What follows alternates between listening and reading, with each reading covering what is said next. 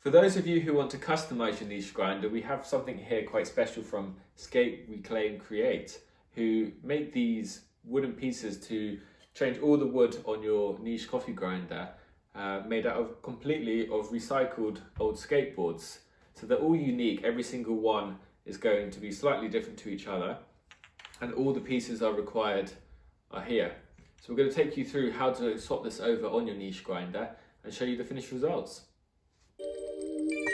All you're going to need are two different Allen keys. So let's start.